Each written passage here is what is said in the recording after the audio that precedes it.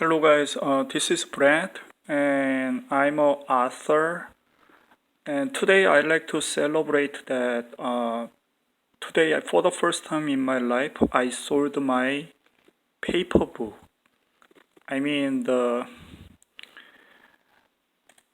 I've sold 6,701 books so far since last October 22nd, so since last 13 months.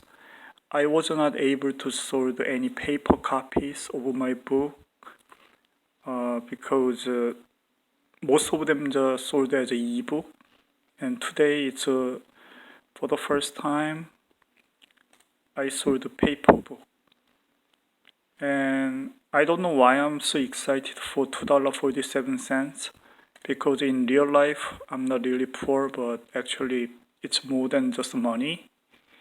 It's really feeling great. Thank you.